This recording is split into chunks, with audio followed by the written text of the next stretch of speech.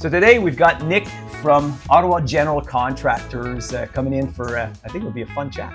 Yes, looking forward to it. Thank you, Dan. Thank you for coming and making the time. We really appreciate it. I think the people listening in will we get a lot out of our conversation today. 100%. Now, because we've had some good conversations over the years and going in and out, and you're very knowledgeable and in the know. So I look forward to you sharing what you know with the people listening in. Thank you. Two-way street. It's now people get to be involved in our secret conversations. Exactly. A fly in the room, right? Maybe not all of them, but we'll let them in on the top level. There you go. Fair enough. That's too funny. No, so obviously you work with the Ottawa General Contractors.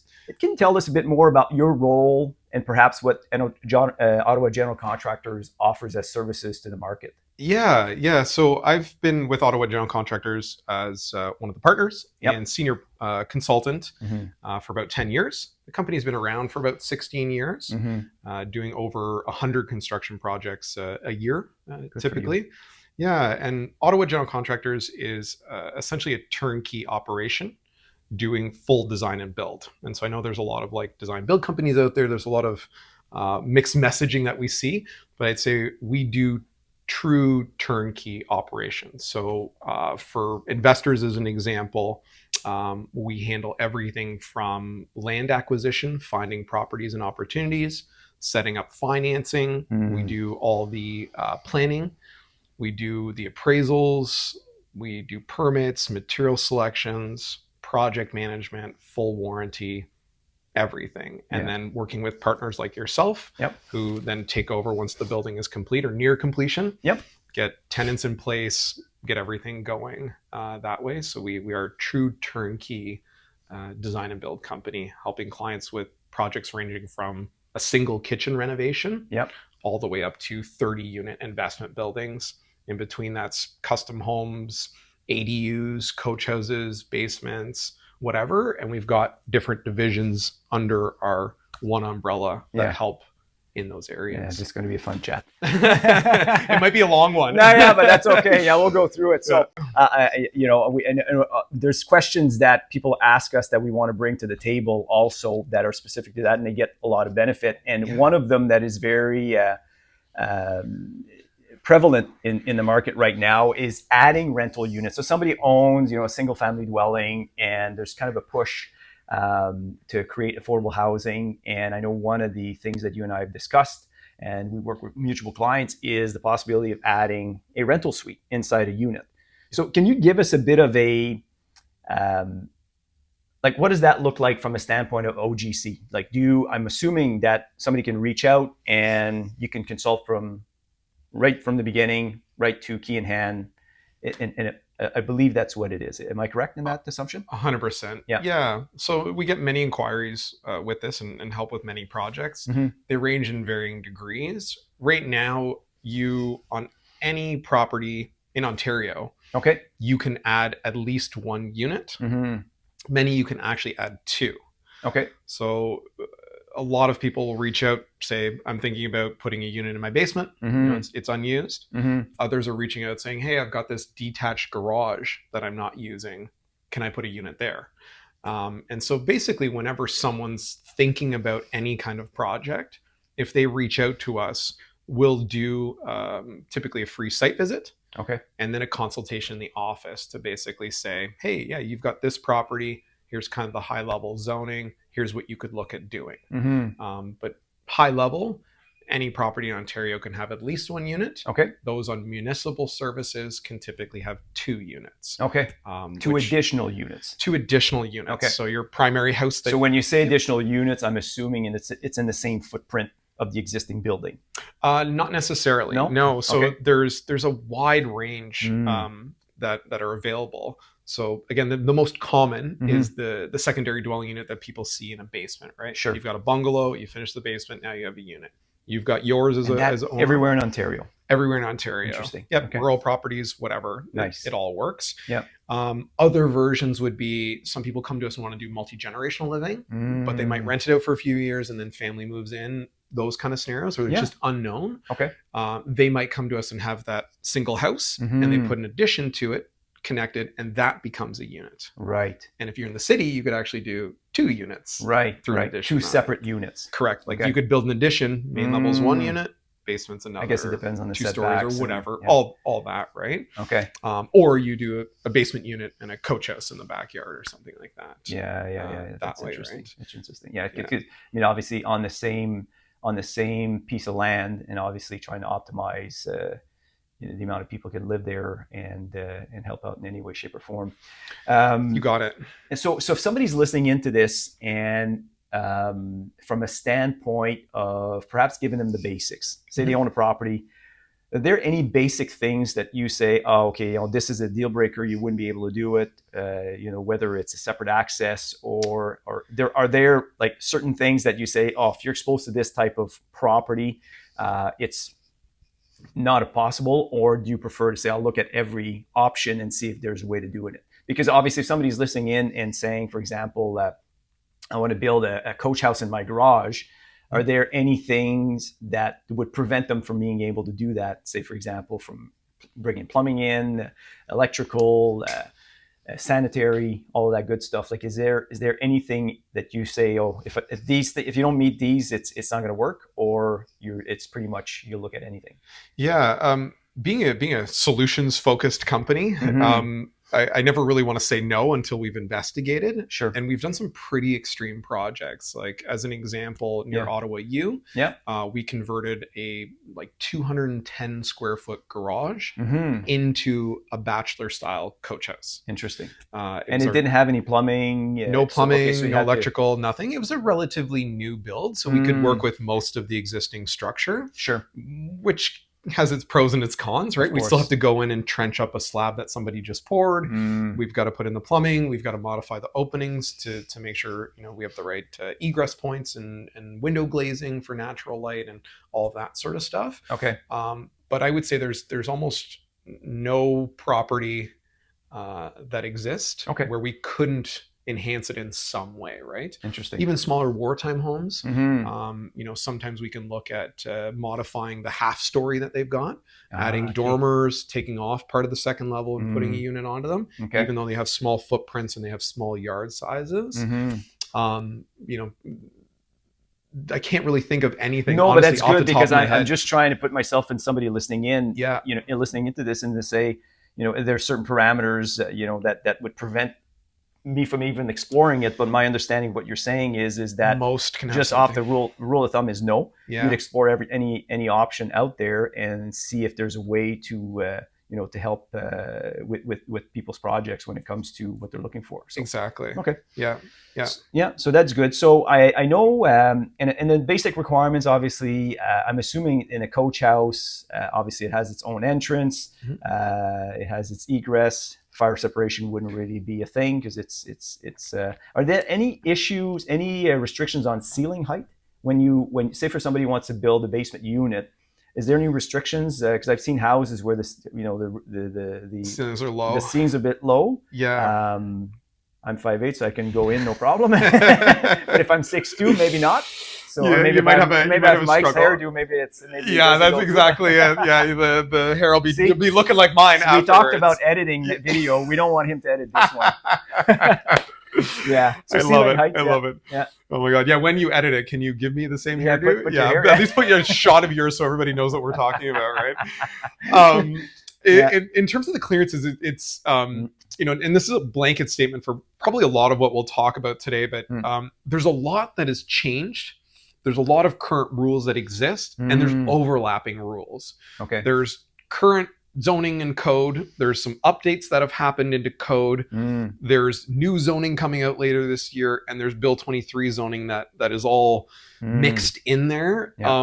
So I don't have a boom answer because it depends on what you're doing. Right. As an example, are you adding one unit to a basement, or are you going to add 2 accessory units?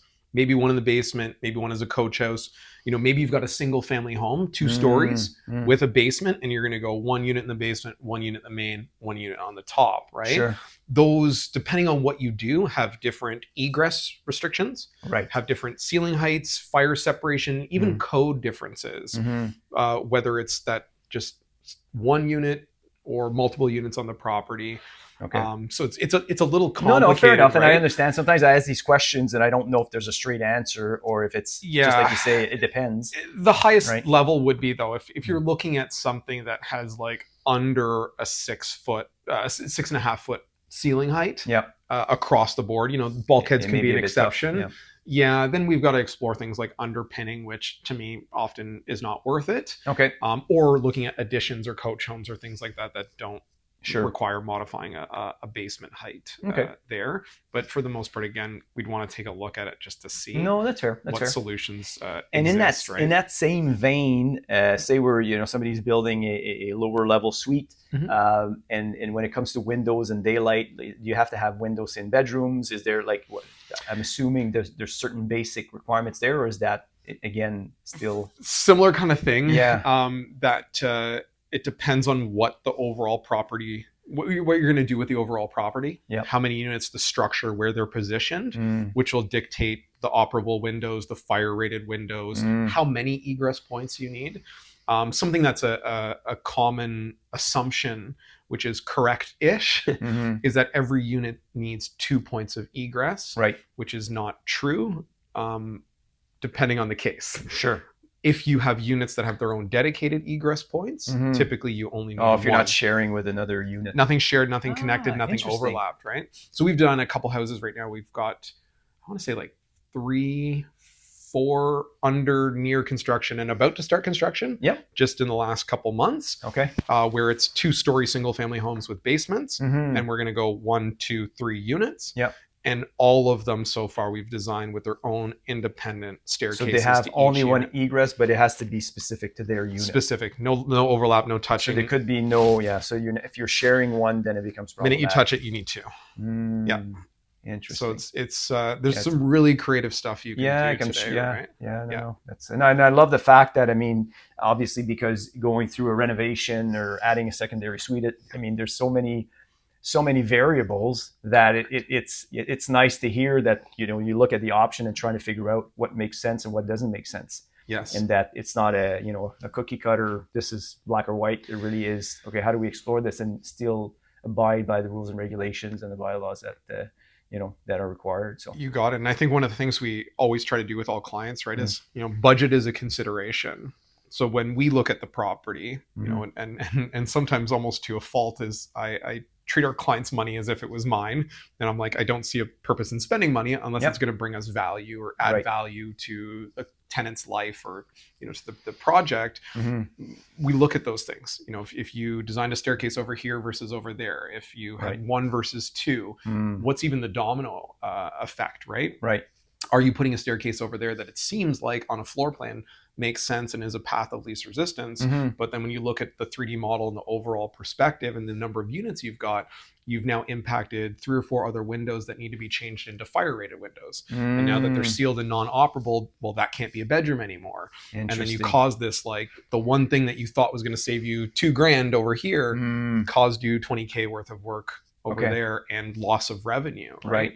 So we really want to look at what do we have? What can we do? How do we optimize this? And we do that as part of our planning process where we assess the property, draw the existing plans, draw detailed proposed plans, full 3D models, and we start to do a detailed scope of work with a fixed price. And we assessed all these cost drivers to figure out what's the best way for it's optimization too. So I think there's and obviously I've been privy to some meetings that you've had with mutual clients, and I can speak for the fact that I could sense that that's what you guys were doing. So it's not I know it's not just a sales pitch is what I'm getting to. I saw it with my own eyes. So thank you.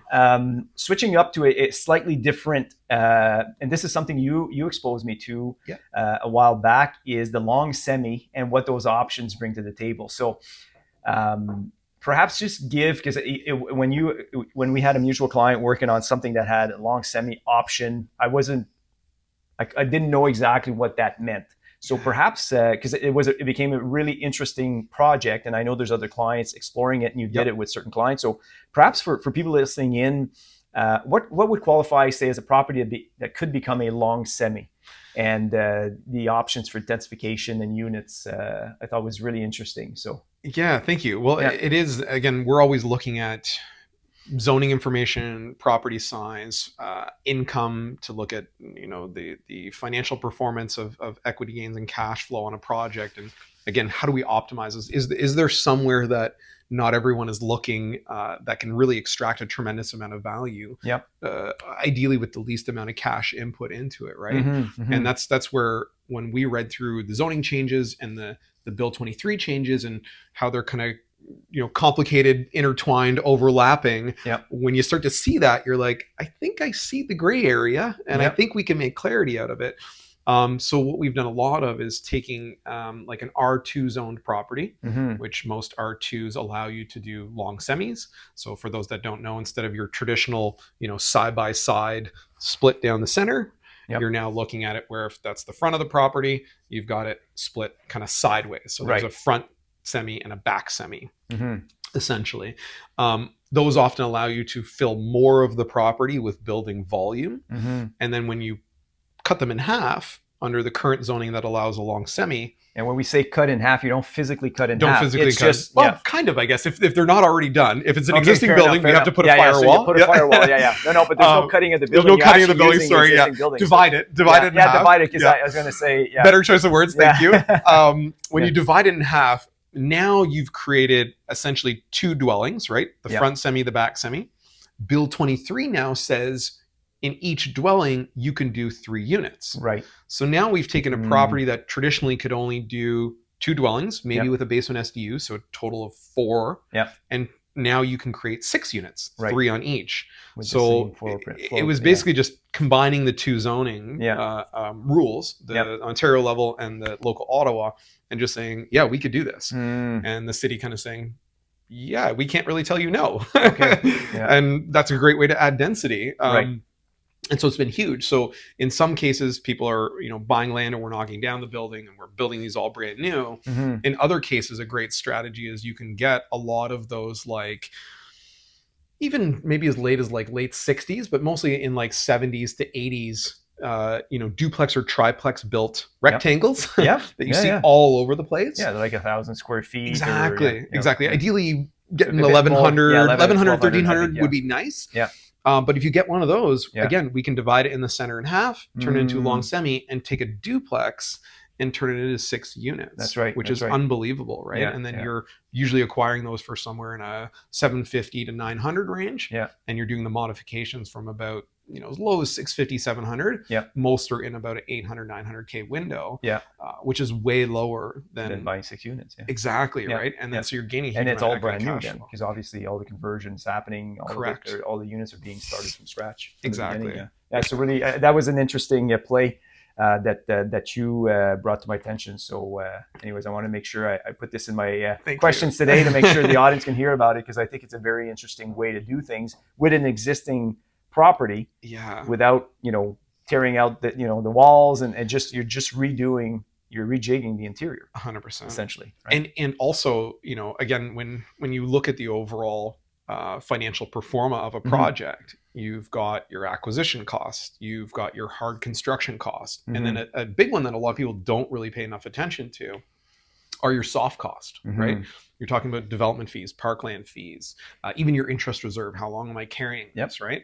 And when you do a project like this, again, part of the big push towards them is if you went and got a piece of property, you want to build 8 units. Well, if there's not an existing house on it, you're going to pay development fees for all of them, right? You're going to pay parkland fees. So you're going to add a lot of money, like hundreds of thousands of dollars in just fees. People don't necessarily realize when you go through that process. No, and that's huge, right?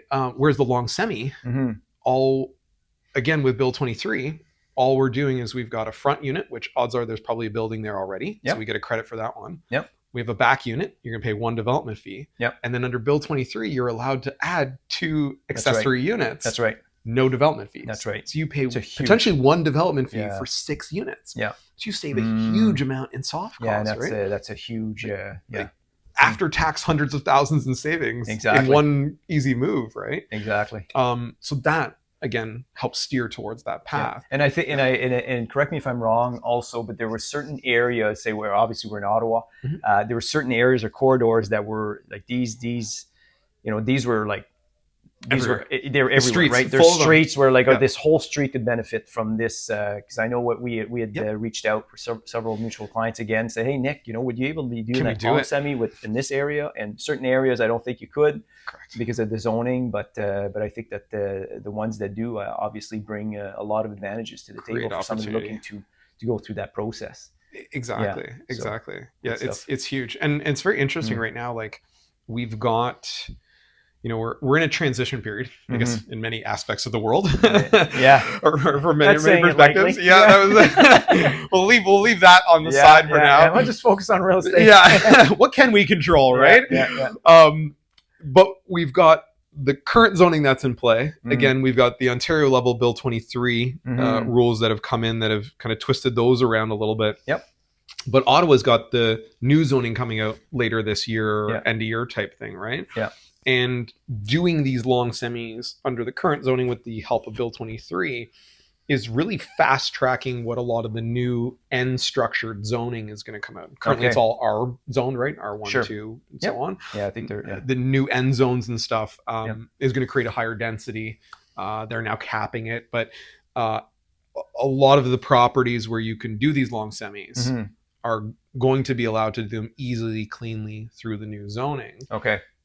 But to me, the benefit is to go right now because you're way ahead of the wave with all of these changes are going to come up, right? Of course, yeah. So it's a great opportunity to get in and do those before the big Interesting. change officially comes out, right? And more properties can do them. Yeah, no, I think there's a big opportunity there, and obviously having you and OGC involved, I think facilitates a lot of that process and trying to take advantage of it and getting a project to That's it. A point where it's done. Now it's a matter of just getting leased up or sold, whatever you want to do. But Exactly.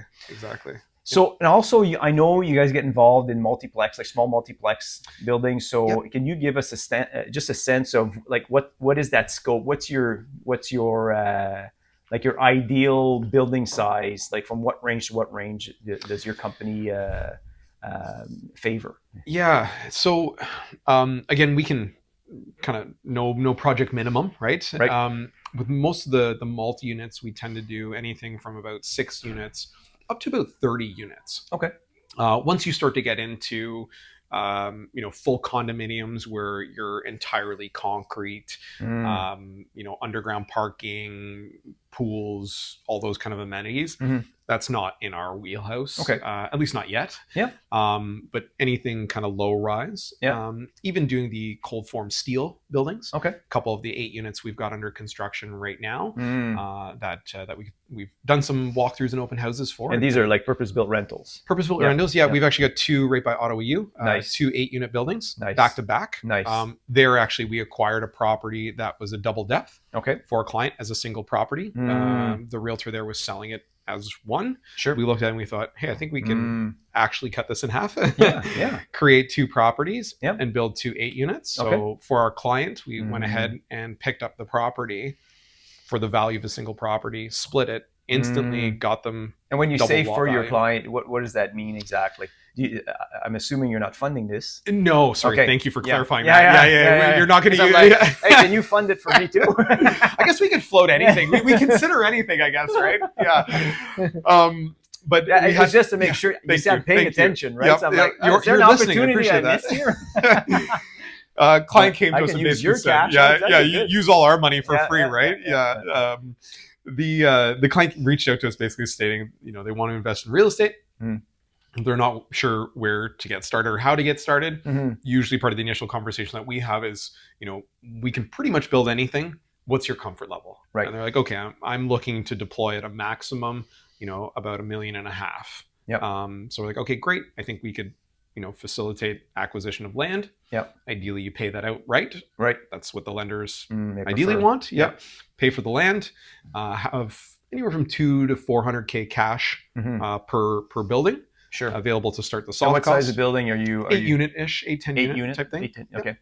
Yep. And that's ideally what the lenders want. Mm-hmm. So the client had that. So that's where we reached out to one of our realtor partners and just said, hey, this is what we're looking for. We want to do a couple 8 units. Yep. What can you find us? And they're like, oh, we saw this property. It's been hanging out on the market. Nice. Could this work? And then that's when I just looked at it and said, this is ideal. Yeah. Yep, we can cut it in half. We can do this. Put in an offer. Let's go. Right. And then so the realtor facilitated that. Yeah. We got financing set up for the. And it was rezoning. Was there any rezoning requirements on this, or was there, no? Okay, just severance. Just a severance and a couple minor variances. Sure. Yeah. Sure. Okay. But we do those all the time, all day. Exactly. So if it didn't seem likely, we would not have pursued it. Yeah. And we facilitated all that for the client. So literally, they've just signed a couple checks, they put their money down, and we've been building these 2 buildings ready to go. That's great. That's great. Also, because I know you hear the push where the city wants intensification around all the transit, that they're building and so on. Are there any advantages in terms of intensification if you're choosing a property that is close to that perimeter as opposed to being further away? Because I know you said that there's parameters that apply to Ontario completely, but is there any favorable intensification options available when you're in and around the LRT? Yeah. Current zoning does kind of follow that. The new zoning coming out is mapped based on transit and amenities. Okay. Primarily following the transit corridor. So definitely when the new zoning comes out, there's going to be some pretty big unit potential on a lot of the properties that follow it. That being said, like even just, what was that, last week? I think it was March 27th, somewhere around there.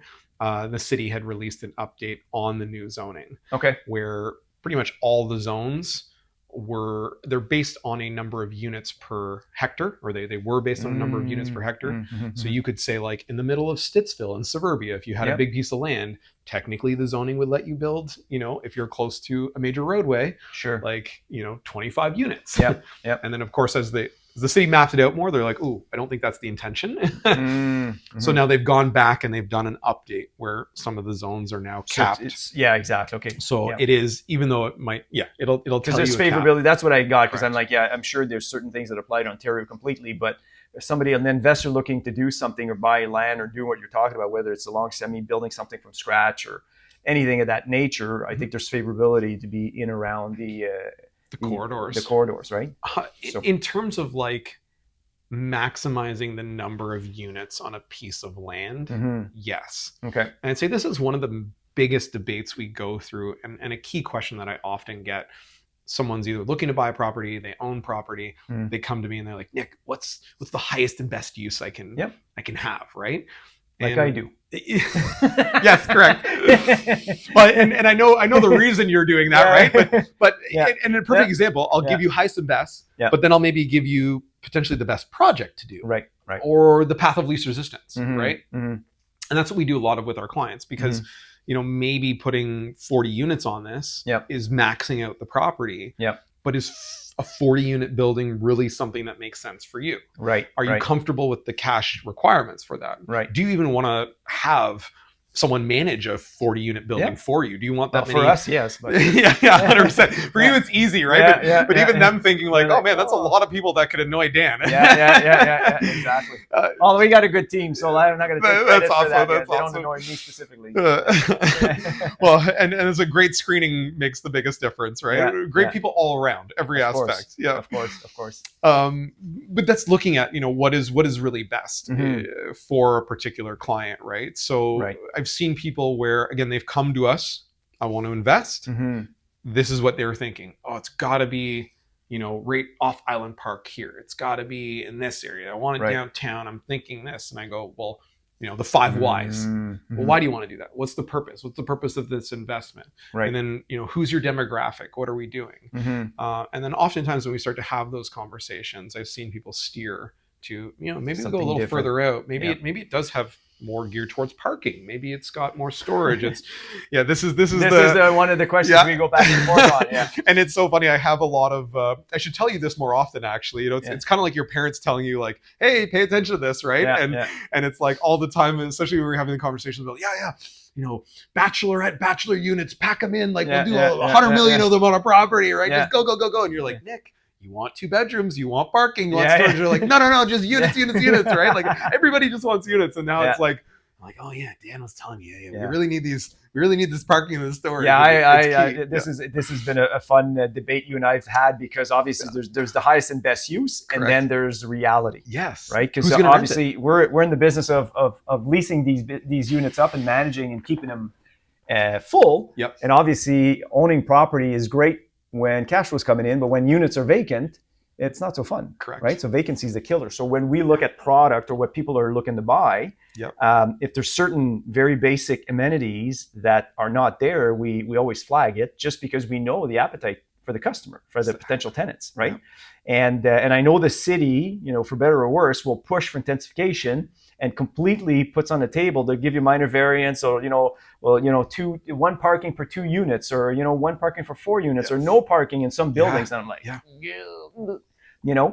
Crazy, great, right? If it rents, great. But we know what it is to attract people, and perhaps in many years people won't have cars, but right now reality is people do have cars in many cases, and we're starting to see a bit of an appetite for it. But the fact that I would encourage myself, either myself or somebody as an investor, to buy something without parking, I would just say tread with caution.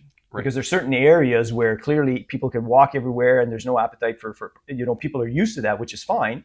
But it's a bit scary for me to say that I would invest or encourage somebody to invest somewhere where there's limitations when it comes to that. So it's always one of the fun debates you and I have on those. So and very much, we've seen it where I think that's why it's great to entertain the highest and best use, but it's really critical to go to the why are you doing this? Who are you doing this for? Right. What is that demographic, right? And that's where, as part of our planning process, we really start to uncover truly what a client wants to do. Yep. Are you looking for long-term rental, like tenants? Yep. Are you looking for families? Is it young professionals? Is it students? Are we Airbnb-ing it, or doing any kind of midterm rentals, I should say, sorry. Yep. Not allowed to do that Who is it, right? Like what are we doing, right? And I think that's where it's so key to go backwards on that.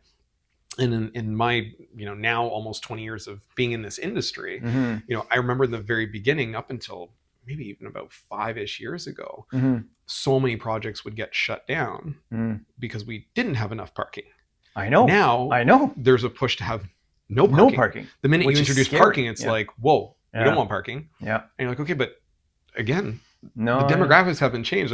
One of our clients this morning, we were having a chat about and designing the building, and the husband is like, I want the first level to basically be storage, and I want to have a bunch of parking lined up ready to go, and then give me a couple of units. I'm like, okay, that's amazing. I have to explain to you all the options. Of course. This would work. It's perfect. But, if we did it as units, you would have more units. Here's what your income would look like, but you would have no parking. So you got to adjust that in the pro forma. Right. And his wife is like, I love this. Right. Get rid of the parking, do this, do that. And then he's like, I cannot own a building without sufficient parking. He's like, I just don't believe in it. He's like, what are we going to do on a freezing cold February day? Do we expect our tenants to ride their bicycles through the snow with their groceries? Right. If we've got these beautiful big 2-bedroom units, were they going to backpack their kids on the back of their bikes and cart along all their groceries? I don't think so. So I know. Right? I understand the logic behind it. But from an investment standpoint, I'm very uneasy with it. Like, if there's no other way to say it. Agreed. Well, I think it's very location specific. And the demographic that you're going after. Yeah. Again, you get that young professional and doesn't want to car demographic down. Sometimes you have that, that ideal, client you want, but the reality is owning rental properties, again, and I know I'm repeating myself, vacancy is the killer. Right. So sometimes you can want that clientele, but at the end of the day, if you got some vacancy, they need to be occupied, right? I mean, you don't want to cut corners, but when you have basic amenities that you don't have, parking being one of them, where you can't, if there's no parking, you can't create any, right? So if there's no option, then you're limited. So I'd rather have a building where somebody's, I'll rent it, I don't want your parking spot, and I can rent it separately to someone else or do something else. Right. But to say that I don't have the option, it's a bit scary. It's tough. Yeah. And I mean, I'm sure some people disagree with me, but that's my experience tells me that we have to be very careful. 100%, right? Because it's kind of a forced lifestyle change, and if it's not changing, you do eliminate some, yeah, right? you eliminate a lot of the people. Or you're the landlord, the building owner, who's now paying for an Uber pass or something 100%. as part of your rent, right? Absolutely. Which, maybe that could that's actually work out better. Who knows? I mean, but we've looked at different options over the years, but I'm still uneasy with it. I wouldn't mind having a slight, because I think in the suburbs, most for us it'd be like 1.4 parking spots per unit. Yep. Which perhaps you don't need 1.4, but 1-to-1 or 9 to 10 or something, just 90% or pretty 80%. Close. At least you're there. But to say it'd be 50 or 0. Yeah. Anyways, we beat up that horse right now. No, so. well, and it is crazy. Like that's I think to touch on a couple of things really quick is like with the Bill 23 and those changes, even under the current zoning, a lot of people don't realize how far this could be pushed. And the conversation I have like put fear into some people's faces, where we look at like suburbia, pick here in Orleans, Barhaven, wherever. Each of those single family homes could be converted into 3 units. Right. And there is 3 or 4? No it's parking 3. requirement. Currently it's 3. Okay. Under Bill 23. Right. The new zoning is likely going to so be far 4. says that it could be up to 4. It should be up to 4. No parking requirements. Right. Right. That's crazy, right? Yeah, and that could change the landscape of neighborhoods. 100%. Yeah, which is why there's a lot of pushback against that. But it's so interesting right now. So interesting.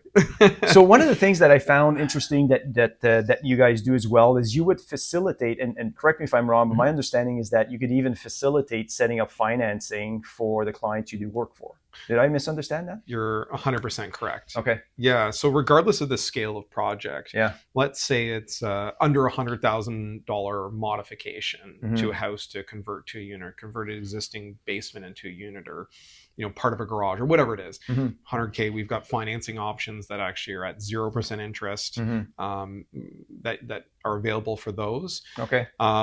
When we start to get into most of the renovation conversion type products, a couple. Well, when units. you say 0%, is it because you're finance, you self finance, or there's some private companies that we work with actually that do a lot, mostly throughout North America. Okay. That specialize in renovation and improvement financing. So you guys are absorbing a fee, I would assume. We do a buy down rate on it, and basically it allows it to offer a 0% interest on, which is huge, which can help people really just get the wheels turning if cash is tight, right? Yeah. I'd say the majority though of our multi-units or anything over like 2 units, kind of 2 to 4, are done on future value financing. Sure. And then any of the multi-unit buildings, 6 units to 30 units, we would do under programs like CMHC's MLI Select. Sure. We would do any traditional financing, but we do help and facilitate that. So with any kind of investment project, our first step is a feasibility study. Yeah. So we do plot plans showing what can be built.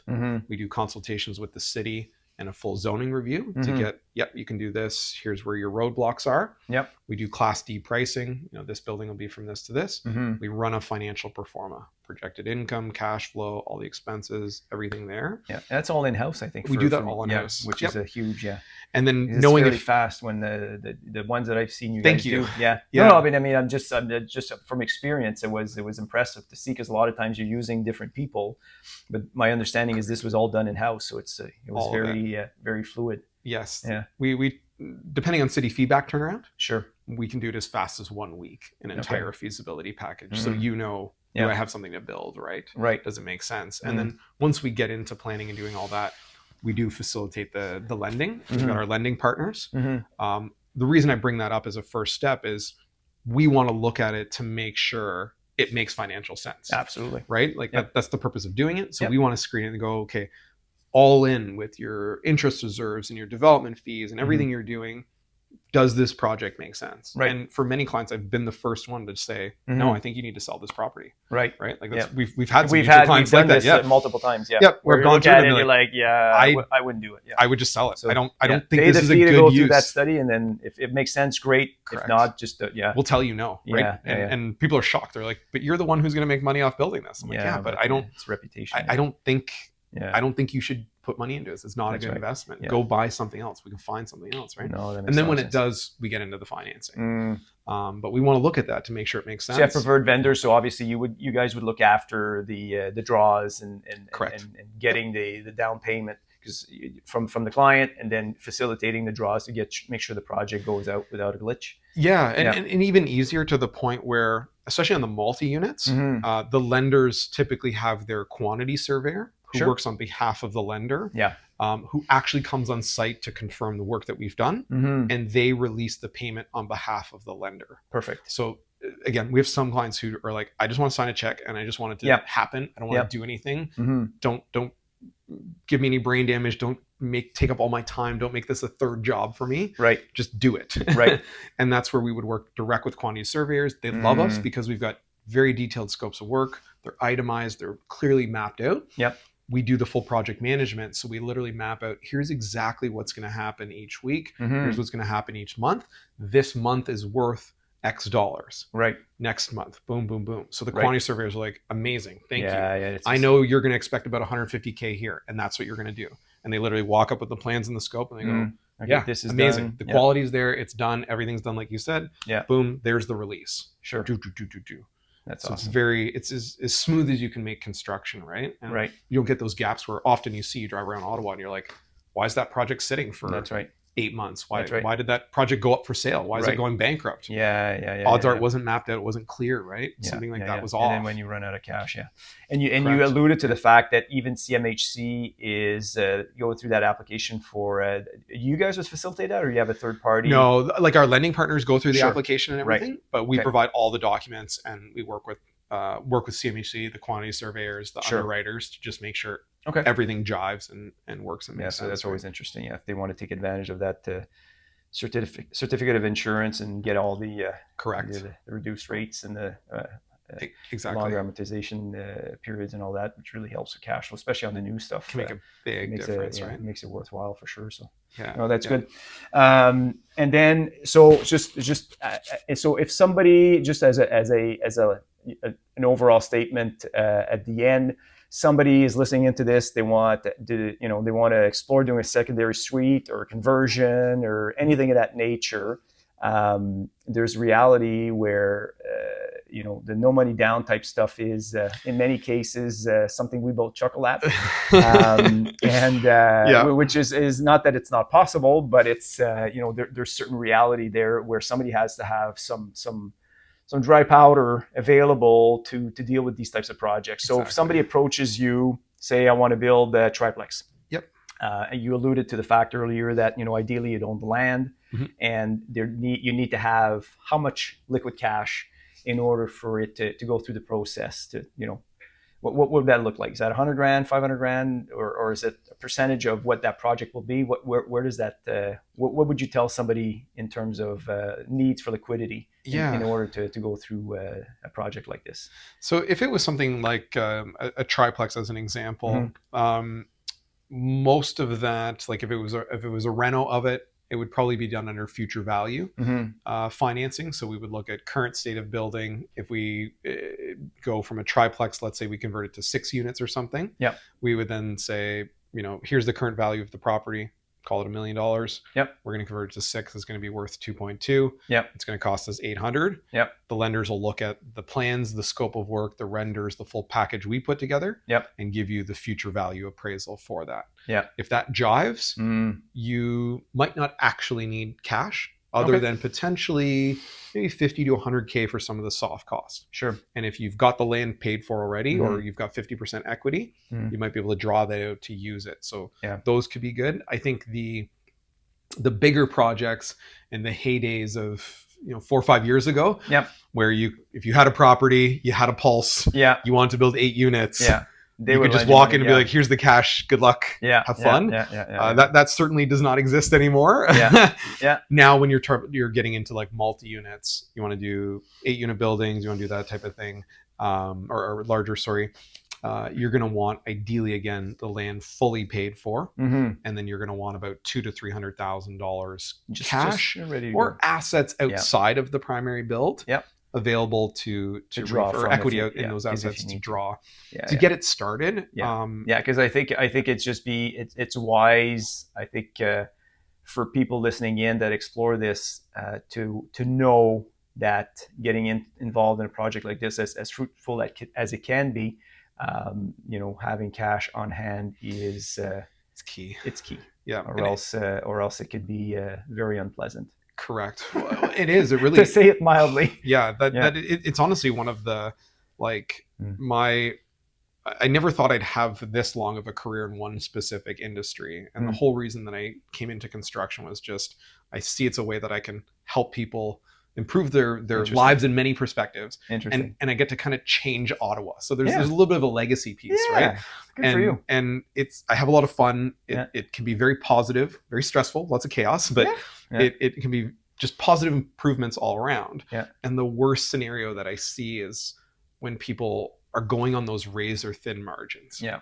Oh, I've got, I've only put 10, 20% down. I can refinance 50K over here, and I think I can build this. And then you're like, but what if wrong, these look like Superman glasses? We do a lot of due diligence, but I can't see into the ground. No. What if we hit an old oil tank that you couldn't get from the soils test, and we have an $80,000 problem that no one could forecast? Right. And the lenders, because you're so maxed out on everything, they won't give you a dollar. That's right. How are you going to come up with that? That's right. And then now you've got a project that's a quarter of the way through construction that you potentially have to file bankruptcy and go don't destroy your life over this. No, right? Exactly. Make sure you're comfortable with the project. Yeah. And then if it works, we could just do it over and over again, right? Like you want to do 8 units, but it's not there yet. Let's do 2. Yeah. And then let's do it again. And let's do it again. And then those will probably give you the equity to do this one for free. Yeah. Right. Exactly. Let's I think this if anything we discussed today, which a lot of it is nice and opportunity, I think that those are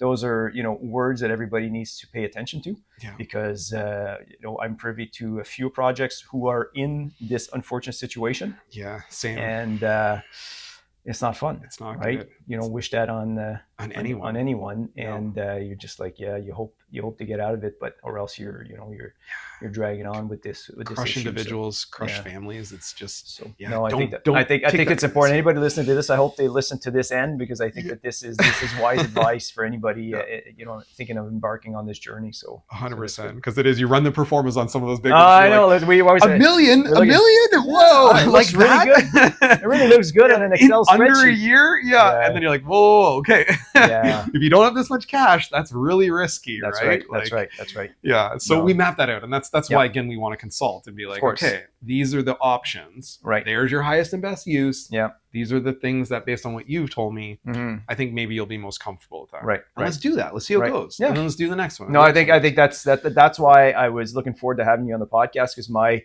interactions with you and your team have been very positive, to a point where I'm like, hey, if I can get Nick to come in and talk about what they do on the podcast, I think it'd be beneficial for people. So that's why even I have a comfort level too. Or else I wouldn't just let anybody come in and talk to people we mutually take care of. So appreciate on you. So well, and thank you. You handle. I could never deal with the past construction part. So I appreciate you taking care of all of that. Thank you so much. Amazing team. And it's lovely just to be like, yep, here's the building. No, fair enough. I've done my part. Enjoy. Exactly. Thanks. Have fun with that. Next. Exactly. So Nick, you've been very generous with your time. Thank you. Is there anything else you think that perhaps I didn't touch on that you think I should have touched on? I think we covered pretty much. I'm going in again from a client's perspective, coming in and exploring this option. So I was trying to hit different angles and knowing what I'd seen and witnessed from what you guys do. I wanted to highlight that. So I just always like to give the opportunity if ever I miss something that you bring up, but if not, if we're good.